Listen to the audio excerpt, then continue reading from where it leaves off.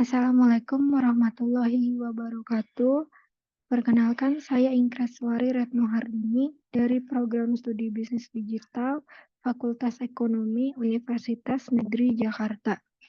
Pada pertemuan kali ini, di video kali ini kita akan membahas mengenai sampling dalam penelitian. Mari kita mulai materinya. Pada pertemuan kali ini, video kali ini kita akan membahas mengenai probability sampling. Sebenarnya apa sih probability sampling itu? Probability sampling merupakan populasi yang memiliki kesempatan yang sama untuk terpilih sebagai sampel dalam penelitian.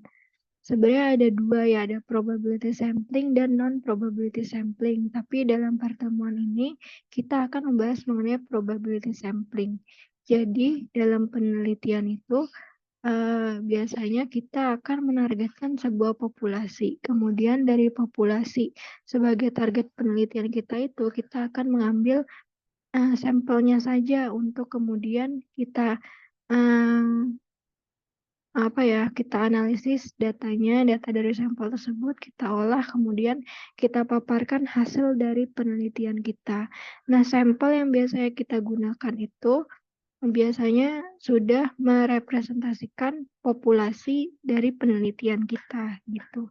Nah, dengan probability sampling ini setiap individu dalam populasi tersebut akan memiliki kesempatan yang sama untuk terpilih sebagai sampel penelitian seperti itu. Teknik sampling, probability sampling yang akan kita bahas pada video kali ini adalah teknik systematic random sampling. Apa itu? Systematic random sampling adalah teknik pengambilan sampel yang melibatkan pemilihan anggota sampel dari populasi berdasarkan interval tertentu yang ditentukan secara acak dari daftar populasi yang sudah diurutkan. Itu adalah pengertian dari systematic random sampling. Ciri khas dari metode systematic random sampling adalah pemilihan partisipan dilakukan secara sistematis menggunakan konstanta K. Konstanta K itu atau nilai K itu apa sih? Konstanta K atau nilai K itu diperoleh dari jumlah populasi penelitian kita dibagi jumlah sampel yang akan kita gunakan dalam penelitian kita gitu. Nanti akan setelah dibagi antara jumlah populasi dengan jumlah sampel akan didapatkan nilai K. Nah, K ini digunakan sebagai interval bagi kita nantinya untuk menentukan individu mana dari populasi tersebut yang terpilih sebagai sampel seperti itu. Prosedurnya bagaimana sih jika ingin menggunakan systematic random sampling ini? Pertama, teman-teman harus mengetahui terlebih dahulu jumlah dari populasi penelitian. Jumlah populasi yang dijadikan sebagai target penelitian teman-teman itu tuh berapa gitu. Nah, kemudian teman-teman menentukan jumlah sampel yang akan teman-teman gunakan sebagai sampel penelitian teman-teman. Teman-teman bisa menentukan jumlah sampelnya itu menggunakan rumus Lovin, seperti itu. Kemudian kalau udah tahu jumlah populasi target dari penelitian teman-teman, terus udah nentuin juga jumlah sampel yang bakal teman-teman gunain dalam penelitian teman-teman, teman-teman bisa hitung nilai dari konstanta K-nya tadi dengan cara jumlah populasi dibagi jumlah sampel. Nah, dapatkan tuh nilai K-nya.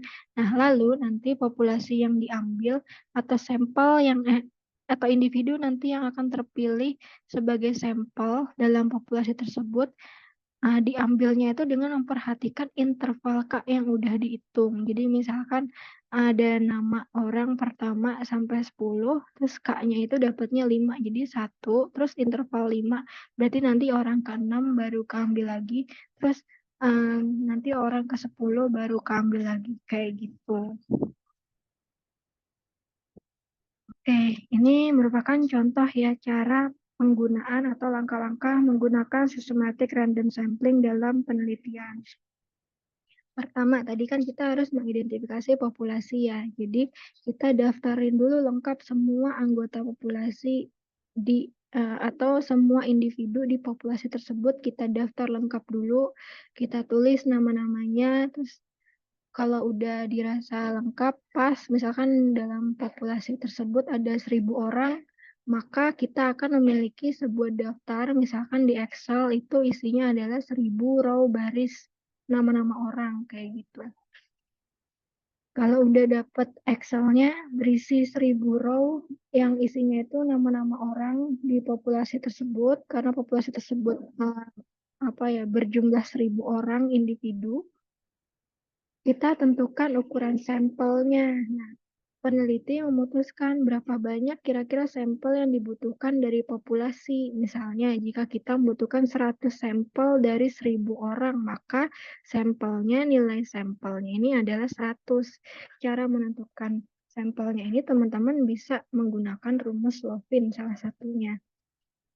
Kemudian kita udah dapat nih nilai populasi, kemudian juga udah dapat nilai sampel. Nah, selanjutnya kita menghitung interval sampling atau nilai K-nya. Nah, nilai interval atau nilai K-nya ini dihitung dengan membagi total populasi dengan ukuran sampel. Jika populasinya tadi adalah 1.000 orang, kemudian ukuran sampel yang diinginkan adalah 100 orang, maka nilai K-nya adalah 10. Nah, kemudian selanjutnya udah dapat nih nilai K-nya adalah 10. Nah, kita harus memilih titik awal secara acak. Pilih titik awal secara acak dari daftar populasi. Misalnya, jika memilih angka 5, maka sampel pertama diambil dari posisi 5. Jadi baris kelima di Excel yang tadi kita udah buat. Tadi kan kita udah punya Excel berisi 1.000 row baris nama ya. Nah, kita pilih nih titik awalnya secara acak, misalkan di angka 5. Nah, berarti posisi pertamanya itu ada di angka 5. Bisa juga dari angka 1, dari atas. Itu bebas aja. Bisa dari atas, dari nomor 1, atau bisa acak, kayak gitu. Nah, terus ambil sampel pada interval yang ditentukan. Setelah memilih titik awal, anggota sampel selanjutnya diambil pada interval yang sudah dihitung. Contohnya tadi kan titik awalnya 5, terus intervalnya atau nilai K-nya 10, maka selanjutnya yang diambil itu adalah posisi ke-15, terus ke-25, dan seterusnya gitu, sampai mendapatkan 100 100 orang sampel kayak gitu. Oke, semoga terbayang bagaimana cara menggunakan systematic random sampling. Sekian materi saya mengenai systematic random sampling. Terima kasih atas perhatiannya. Wassalamualaikum warahmatullahi wabarakatuh.